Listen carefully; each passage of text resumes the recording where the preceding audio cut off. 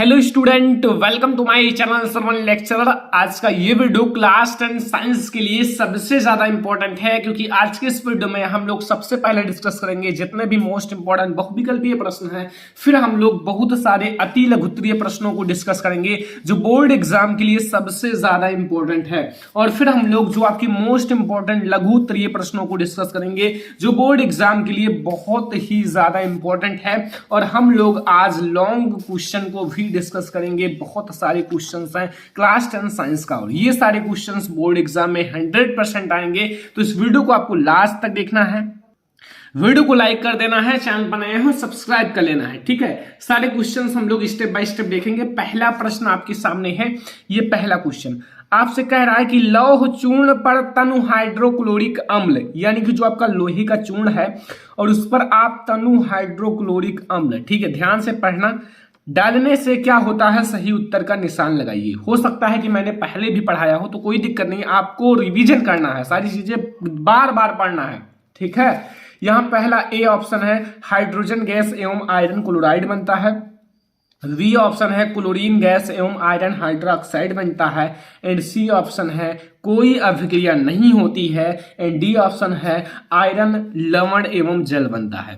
देखो, अगर जो लोहा है, लोहा पर आप लोग HCl, जो आपका HCl है, उसे आप प्रवाहित करोगे तो आपका जो बनेगा वो बनेगा हाइड्रोजन गैस एवं आयरन क्लोराइड।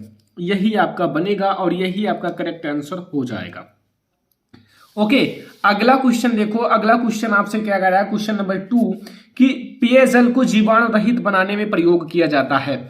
जो पीने वाला जल है, अगर उसमें जीवाणु हैं तो आप जीवाणुओं को क्या डालकर निकालोगे। ए ऑप्शन है CaOCl2 एंड बी ऑप्शन है CuCl2 एंड सी ऑप्शन है CaCl2 एंड डी ऑप्शन है CaCO3। तो इसका जो आपका करेक्ट आंसर होगा वो है CaOCl2। ओके, ये करेक्ट आंसर हो जाएगा। सारे क्वेश्चन आपको ध्यान से समझना है। सबसे ज्यादा जो इंपॉर्टेंट क्वेश्चन है वही मैंने लिया है, और बोर्ड एग्जाम में आप लोगों को हर एक क्वेश्चन ध्यान से लिखना है, ताकि आप लोगों का एक भी मार्क बोर्ड एग्जाम में कटे ना, ठीक है। क्योंकि साइंस की तैयारी कर रहे हो तो लगातार करो, अपना पूरा ताकत दिन रात एक कर दो तैयारी करने में, क्योंकि अब आपके पास ओनली 2 महीना बचा हुआ है। 2 महीने में आप कितना तैयारी कर सकते हो, ये बीतने में समय नहीं लगेगा। तो आप जरूर अच्छे से तैयारी करो। निम्नलिखित में से कौन सी धातु अम्ल में से हाइड्रोजन विस्थापित करती है। ए ऑप्शन है Mg, बी ऑप्शन है Pt एंड सी ऑप्शन है Cu एंड डी ऑप्शन है Hg। तो हाइड्रोजन में जो आपका अम्ल है, अम्ल में से हाइड्रोजन वही विस्थापित कर पाएंगे जो हाइड्रोजन के ऊपर स्थित होते हैं। तो इसमें जो आपका Mg है ये हाइड्रोजन के ऊपर स्थित होता है, और सारे जो आपके 3 तत्व हैं वो हाइड्रोजन के नीचे स्थित होते हैं। यहाँ क्वेश्चन नंबर 4 आपसे क्या कह रहा है कि एसिटिक अम्ल में कितने अम्लीय हाइड्रोजन परमाणु हैं। यानी कि जो एसिटिक अम्ल है, एसिटिक अम्ल में कितने अम्लीय हाइड्रोजन परमाणु हैं। ए ऑप्शन है 1, बी ऑप्शन है 2, सी ऑप्शन है 3, डी ऑप्शन है 4। बहुत अच्छा, ठीक है। तो अब आप लोग बताओ कि कौन सा सही है। तो इसमें से आपका जो सही है तो एसिटिक अम्ल, और एसिटिक अम्ल में जो हाइड्रोजन परमाणु होता है वो ओनली 1 होता है। तो यहां से आपको 4 क्वेश्चन तो समझ में आ ही गया होगा, कोई दिक्कत नहीं होगा, बहुत अच्छे से समझ में आ गया होगा। अब हम लोग अगला क्वेश्चन देखेंगे, 5वां नंबर क्वेश्चन, जो आपका मोस्ट इंपॉर्टेंट ऑब्जेक्टिव क्वेश्चन है, बहुत ज्यादा इंपॉर्टेंट है। ये लिखा हुआ है पादप में जो जाइलम होता है, जाइलम उत्तरदायी है। यानी कि जो पादप होता है उसमें जाइलम क्या करता है, जो जाइलम ऊतक है वो किसके लिए उत्तरदायी है।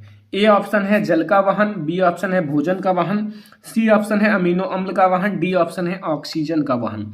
तो जो आपका पादप में जाइलम जो होता है वो किसके लिए उत्तरदायी होता है, तो जल का वहन करने के लिए। किसके लिए, जल का वहन करने के लिए, याद रखना। ओके, प्रश्न नंबर 6 आपसे कह रहा है कि निम्नलिखित में से कौन मानव में मादा जनन तंत्र का भाग नहीं है। यानी कि निम्नलिखित में से कौन निम्नलिखित में से कौन मानव में मादा जनन तंत्र का भाग नहीं है। यानी कि जो मादा जनन तंत्र होते हैं उसका भाग नहीं है। ए ऑप्शन है अंडाशय, बी ऑप्शन है शुक्र वाहिका एंड सी ऑप्शन है गर्भाशय एंड डी ऑप्शन है डिंब वाहिनी। ठीक है, तो अब आप लोग बताओ इसमें से कौन सा मादा जनन तंत्र का भाग नहीं है। देखो, जो अंडाशय होता है वो मादा जनन तंत्र का भाग होता है, लेकिन ये जो शुक्रवाहिका है ये नर जनन तंत्र का भाग होता है। तो ये आपका सही होगा, यही नहीं है। क्वेश्चन नंबर 7 आपसे क्या कह रहा है कि उद्यान मटर में जो अप्रभावी लक्षण है वह है, यानी कि जो अप्रभावी लक्षण है, ये 4 ऑप्शन में से एक अप्रभावी लक्षण है, उस पर आपको टिक लगाना है। ए आपका है लंबे तने, बी ऑप्शन है झुर्रीदार बीज, सी ऑप्शन है गोल बीज एंड डी ऑप्शन है फैली हुई फली। तो यहाँ जो आपका करेक्ट आंसर होगा वो होगा, देखो जो आपका एक होता है लंबा पौधा, आपको पता होगा, और एक होता है बौना, और एक होता है गोल, और एक होता है झुर्रीदार। लेकिन जो लंबा होता है वो प्रभावी होता है, बौना जो होता है वो अप्रभावी होता है। लेकिन इसमें तो बौना है नहीं। आप देखेंगे गोल बीज, गोल बीज वो प्रभावी होता है, लेकिन जो झुर्रीदार होता है वो अप्रभावी। तो यहाँ झुर्रीदार है। ठीक है, समझ में आया, ये आपका करेक्ट होगा। ये जो झुर्रीदार बीज है ये आपका अप्रभावी लक्षण है। यहां आपका 1 नंबर प्रश्न क्या कह रहा है कि 50 सेंटीमीटर फोकस दूरी, यानी कि कितनी फोकस दूरी है, 50 सेंटीमीटर फोकस दूरी वाले उत्तल लेंस की क्षमता होगी। उत्तल लेंस है तो उसका जो मतलब फोकस दूरी होगा, मतलब आप क्षमता निकाल लेना तो क्षमता वो धनात्मक आएगा। और सेंटीमीटर में है तो 100/50, तो 100/50 यानी कि 2 + 2 डायोप्टर होगा, +2 डायोप्टर, सही है, +2 डायोप्टर आपका करेक्ट हो जाएगा। ओके, तो सारे क्वेश्चंस आपको याद रखने हैं। देखो बहुत ज्यादा हार्ड क्वेश्चन नहीं है, देखो बहुत इजी है क्लास 10th। अगर आप देखो तो ये जो आपका पूरा फिजिक्स है ना, पूरा फिजिक्स, ये आपको क्लास 12th में ओनली 1 चैप्टर में मिलेगा, इतना ज्यादा हार्ड है।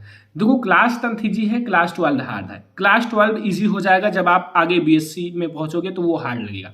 ऐसे आपका इक्वल होते चला जाएगा। ठीक है, यहाँ आपका स्वस्थ जो आपका स्पष्ट दृष्टि की न्यूनतम दूरी होती है, यहाँ आपका ए है 25 सेंटीमीटर, बी है 50 सेंटीमीटर, सी है 100 सेंटीमीटर, एम डी है इनफाइनाइट। तो जो अस्पष्ट दृष्टि की न्यूनतम दूरी होती है वो होती है ओनली 25 सेंटीमीटर। कितना होती है, 25 सेंटीमीटर, ये है न्यूनतम दूरी, याद रखना।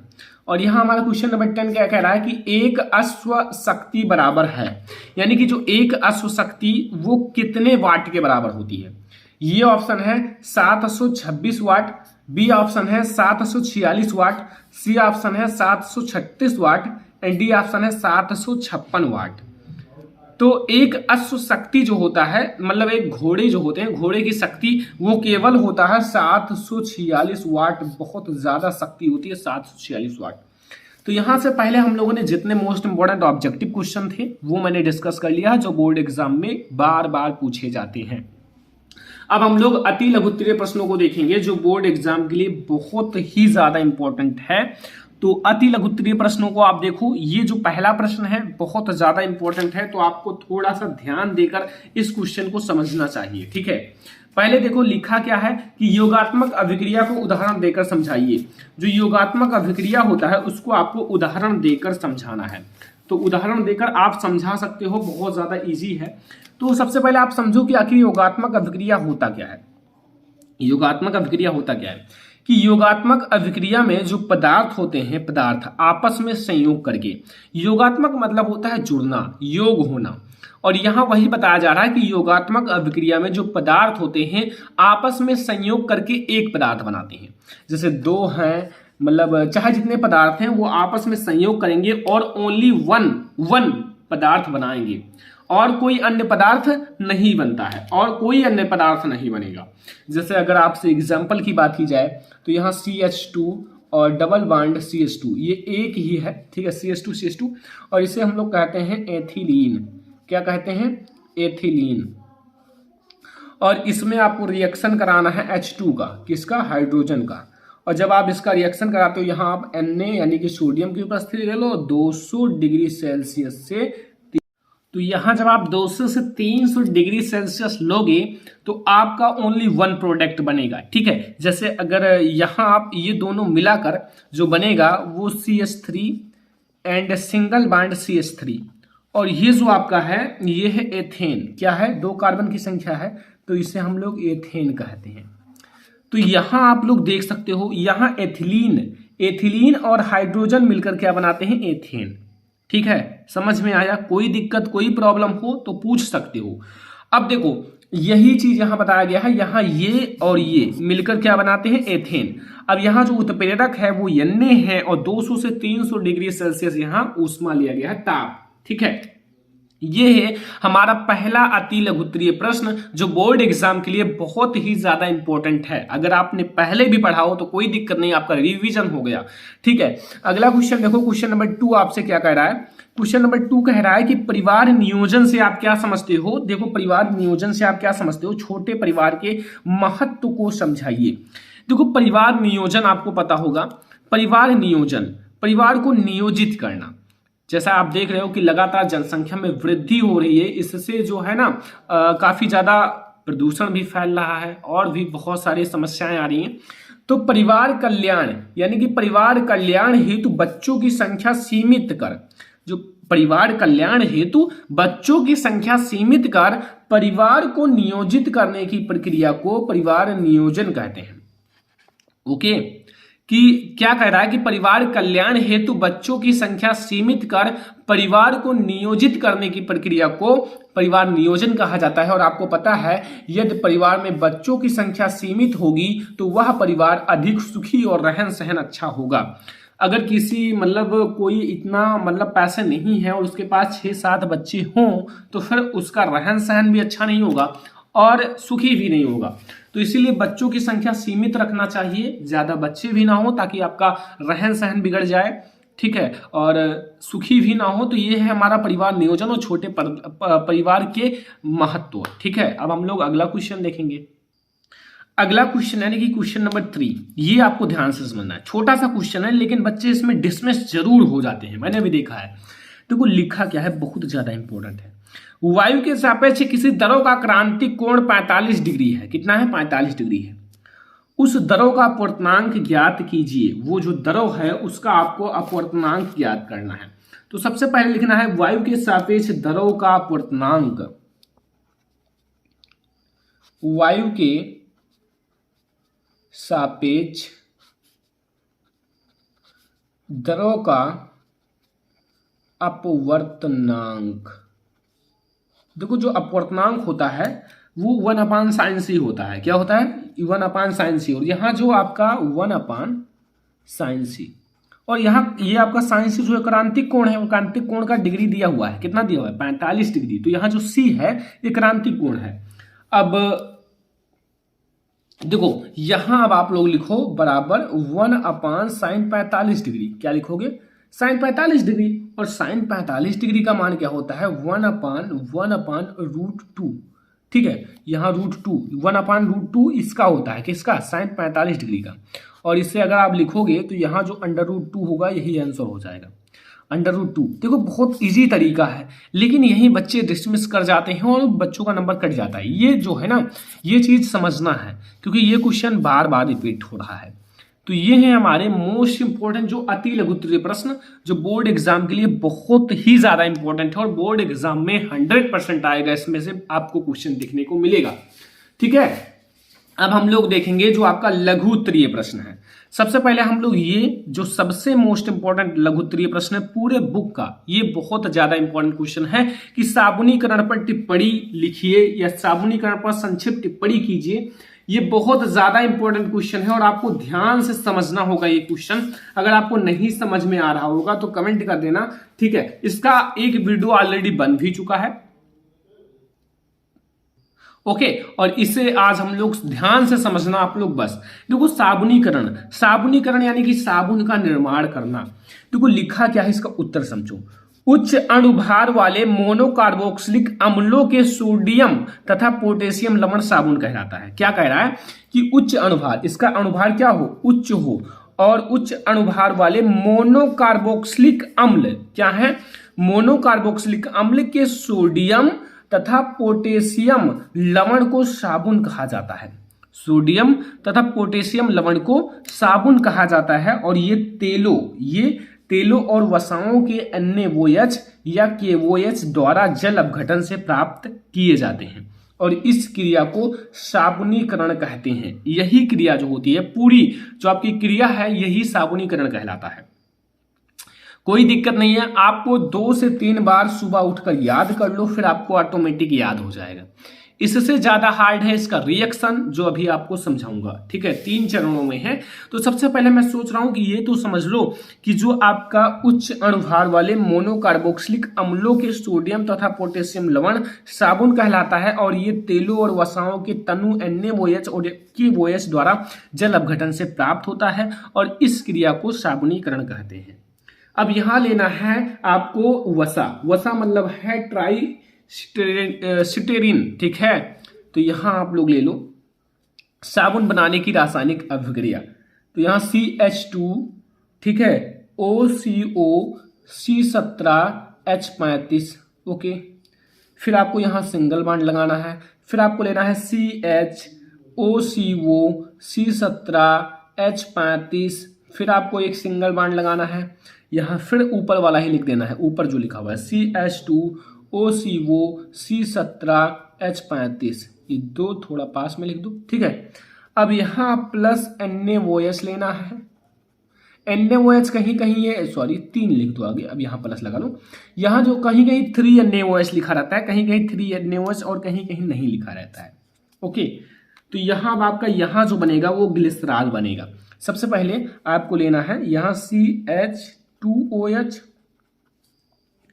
सिंगल बॉन्ड CHOH, फिर सिंगल बॉन्ड CH2OH। ये आपका क्या है, आपको इसका सूत्र पता है कि नहीं? ये है ग्लिसरॉल, जो कि आपको सूत्र पता चल जाएगा जब आप क्लास 12th में पहुंच जाओगे। Glycerol, okay. और फिर आपको प्लस लगाना है, और जो आपका साबुन का सूत्र होता है यहां आपको मिलेगा 3C17H35COONA। यही आपका है साबुन। ठीक है, साबुन, और या फिर इसे कह सकते हो सोडियम सिटेरेट। ठीक है, और यहां आप लोग फिर यहां आपको लिखना है ट्राई सिटेरिन, और इससे हम लोग वसा भी कह सकते हैं। ये है इसकी रासायनिक अभिक्रिया। बनाने की क्या है, रासायनिक अभिक्रिया। सबसे पहले आपको साबुनीकरण जो है इसको याद करना है, फिर ये आपको रासायनिक अभिक्रिया याद रखना है। याद हो जाएगा अगर आप याद करोगे, लेकिन यह वेरी इंपॉर्टेंट है आपके बोर्ड एग्जाम के लिए। अगर बोर्ड एग्जाम में आएगा तो आपको छोड़कर नहीं आना है, फुल कर आना है, क्योंकि मैंने पढ़ा दिया है और आपकी ज्यादा क्वेश्चन बचे नहीं है। मैंने बहुत सारे क्वेश्चंस को पढ़ा दिया है। अब जो क्वेश्चन बचे हुए हैं उनको भी बहुत जल्द ही समाप्त कर दूंगा। फिर आप लोगों का chapter wise important question start होने वाला है। ठीक है, अब हमारा दूसरा जो लघु उत्तरीय प्रश्न है वो है धमनी और सिरा में अंतर। बहुत ज्यादा इंपॉर्टेंट क्वेश्चन है, ध्यान से समझ लो। जितना अंतर बता रहा हूं इतना आज आप लोग याद कर लो, इसके बाद आपको इसका वीडियो नहीं मिलेगा धमनी और सिरा का। ये जो जितना बताया जा रहा है उतना याद कर लो। धमनी और सिरा में मुख्य अंतर बताओ। तो सबसे पहले यहां आपको हेडिंग डालना है धमनी। क्या डालना है हेडिंग? धमनी। और इधर आपको डालना है सिरा। क्या डालना है? सिरा। अब धमनी के बारे में बताओ और फिर सिरा के बारे में बताओ। देखो पहला जो है धमनी में, इसमें जो होता है रुधिर हृदय से अंगों की ओर बहता है। क्या होता है? इसमें जो रुधिर होता है, रुधिर यानी कि खून, हृदय से अंगों की ओर बहता है। जो आपका हृदय है, हृदय से अंगों की ओर बहेगा। लेकिन जो सिरा है, इनमें जो रुधिर अंगों से हृदय की ओर बहता है। देखो ये दोनों एक दूसरे के विलोम है। लगभग जो अंतर होते हैं, एक दूसरे में डिफरेंस होते हैं, वो एक दूसरे के विलोम ही होते हैं। ठीक है, वही लिया जाता है। अगर यहां कह दिया जाए सिरा और लैंगिक जन्म में अंतर, तो नहीं बैठेगा। लैंगिक और अलैंगिक ही बैठेगा और धमनी और सिरा ही बैठेगा। ठीक है, इसीलिए कहा गया है। देखो इसमें क्या कह रहा है कि इनमें जो रुधिर है हृदय से अंगों की ओर बहता है, और इनमें जो रुधिर है अंगों से हृदय की ओर बहता है। दूसरा पॉइंट समझो, जो हृदय है, हृदय की धड़कनों के कारण, जो हृदय की धड़कने के कारण, जो धड़कता है ना हृदय काफी बार, 1 मिनट में 72 बार या फिर लगभग अप्रोक्स धड़कने के कारण, इसमें जो रुधिर होता है रुक रुक कर तथा अधिक दबाव के साथ आता है या अधिक दबाव के साथ बहता है। जो हृदय है, हृदय की धड़कनों के कारण क्या होता है, जो धड़कता है उसके कारण जो रुधिर है वो रुक रुक कर या अधिक दबाव से बहता है। किसमें? धमनी में। लेकिन सिरा में कुछ ऐसी बात नहीं है। सिरा में क्या है, सिराओं में रुधिर जो होता है, रुधिर के बहाव की गति जो होती है धीमी या एक ही रहती है, एक जैसी ही रहती है, या फिर धीमी होगी या फिर जो वह एक सी होगी, मतलब जैसा चल रहा है वैसा ही चलेगा। तीसरा देखो पॉइंट कि इसमें जो होता है, इसकी दीवारें जो होती हैं, दीवारें अत्यधिक मोटी तथा लचीली होती हैं। इनकी जो दीवारें होती हैं धमनी की, वो अत्यधिक मोटी होती हैं तथा लचीली होती हैं। और इसमें क्या है, इनकी जो दीवारें होती हैं पतली व कम लचीली होती हैं। पतली भी होती हैं और कम लचीली भी होती हैं। ठीक है, यहां देखो चौथा नंबर पॉइंट, इसका रंग जो होता है गुलाबी या चटक लाल होता है। क्या होता है, इसका रंग क्या होता है, गुलाबी होता है या फिर चटक लाल होता है। और 4 नंबर पॉइंट है सिरा में, ये गहरे लाल या नीले बैगनी रंग का होता है। ये गहरे लाल रंग का होगा या फिर नीले बैगनी रंग का होगा। 5वां नंबर पॉइंट है कि ये पराया त्वचा से दूर गहराई में स्थित होते हैं, लेकिन सिरा जो होता है ये पराया त्वचा के समीप स्थित होता है।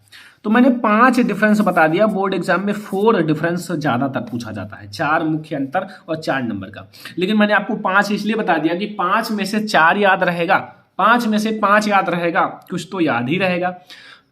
तो ये है हमारे मोस्ट इंपॉर्टेंट लघु उत्तरीय प्रश्न, जो बोर्ड एग्जाम के लिए बहुत ही ज्यादा इंपॉर्टेंट है। और आपसे मैं कितनी बार रिक्वेस्ट कर रहा हूं कि आप लोग पूरा वीडियो देखो, सारे क्वेश्चंस याद करो, बार बार रिवीजन करो, ठीक है, ताकि आप बोर्ड एग्जाम में फुल मार्क। तो ये है हमारा सबसे महत्वपूर्ण लॉन्ग क्वेश्चन, जो बोर्ड एग्जाम में 7 मार्क का बहुत बार पूछा गया है। ठीक है, और आपको बहुत बढ़िया से कंप्लीट कर लेना है, कोई दिक्कत नहीं होगा, बहुत अच्छा से कंप्लीट हो जाएगा। आज के बाद आपको जिंदगी भर याद रहेगा।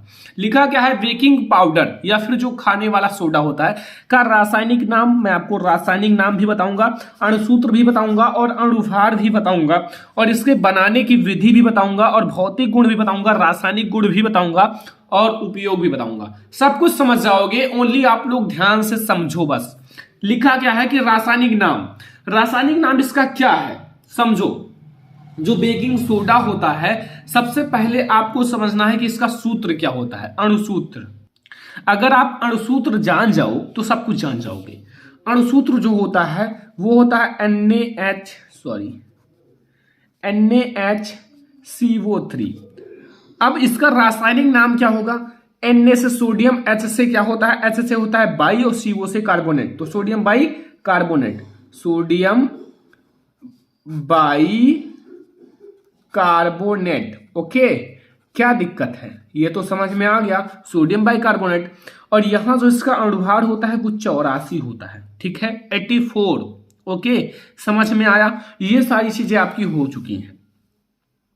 अब देखो बनाने की विधि, बनाने की विधि आपको ध्यान से समझना होगा कि यह जो होता है सोडियम हाइड्रोक्साइड, सोडियम हाइड्रोक्साइड का फार्मूला होता है Na से सोडियम, OH से हाइड्रोक्साइड। ठीक है, कि सांद्र विलयन, यानी कि उसका जो सांद्र विलयन होता है में अधिक मात्रा में आपको कार्बन डाइऑक्साइड गैस जो होता है, ये CO2 प्रवाहित करने पर प्राप्त होता है। अगर आप इसे प्रवाहित करोगे तभी प्राप्त होगा। तो यहां सबसे पहले हम लोग समझेंगे जो आपका बनाने की विधि है, उसको समझ जाओगे अभी ओनली 2 मिनट में। देखो बनाने की विधि में आपको 2NaOH लेना है, यानी कि सोडियम जो आपका हाइड्रोक्साइड के 2 मॉलिक्यूल्स, और उसमें CO2 प्रवाहित करना है। CO2 प्रवाहित करोगे तो यहाँ Na2 एंड CO3 और प्लस H2O बनेगा। यहां भी हमारा बना है सोडियम कार्बोनेट, लेकिन हमें बनाना क्या है, सोडियम बाइकार्बोनेट, यानी कि H भी रहना चाहिए साथ में। अब कुछ नहीं करना है, थोड़ा सा आपको समझना होगा। जो Na2CO3 है, इसमें आपको H2O प्रवाहित करना है, यानी कि पानी, और प्लस HCl, यानी कि CO2 ही रहने दो।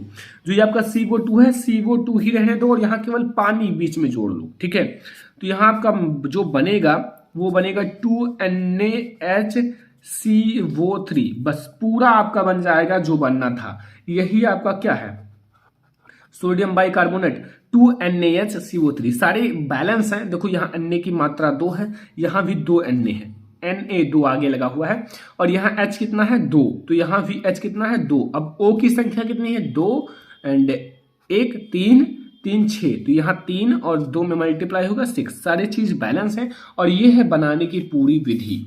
सबसे पहले आप जो सोडियम हाइड्रोक्साइड है उसमें आप कार्बन डाइऑक्साइड प्रवाहित करो तो आपको ये मिलेगा सोडियम कार्बोनेट, और सोडियम कार्बोनेट का पुनः जब आप विक्रिया करोगे H2O और प्लस आपका CO2 के साथ, तो आपको पूरा मिल जाएगा। अब आपको भौतिक गुण बताना है, जो इसका भौतिक गुण है। तो भौतिक गुण में फर्स्ट है, यह जो होता है एक सफेद क्रिस्टलीय पदार्थ है, या फिर यह एक सफेद क्रिस्टलीय, ठीक है। और जल में जो होता है अल्पबलीय है, यह एक सफेद क्रिस्टलीय पदार्थ है। ओके, तो आप समझे रहना कि ये जो है सफेद क्रिस्टलीय होता है और जल में अल्पबलीय होता है, और इसका जो जलीय विलयन होता है वो क्या होता है, अम्लीय होता है। अब अगर ऑब्जेक्टिव में NaHCO3 आ जाए और निम्नलिखित में से अम्लीय है तो आपको यही बताना है, ठीक है। और ये है हमारा इतना। अब हम लोग रासायनिक गुण देखेंगे, जो इसका केमिकल प्रॉपर्टी है। तो रासायनिक गुण में आप फर्स्ट समझो कि लिखा क्या है कि जो इसे गर्म करने पर Na2CO3 और CO2 में टूट जाता है, यानी कि जो आपका NaH है, देखो समझना, यह 2NaHCO3 करना है, ठीक है। और इसे अगर आप गर्म करोगे तो क्या हो जाएगा, इसे आप गर्म करो, ओके, तो यहां आपका टूट जाएगा आपका Na2CO3 और प्लस CO2 और प्लस H2O, ये हमारा बन गया, इसे गर्म करोगे। फिर दूसरा रिएक्शन समझो कि तनु अम्लों के साथ क्रिया कराने पर लवण, जल तथा कार्बन डाइऑक्साइड निकलती है। यानी कि अगर आप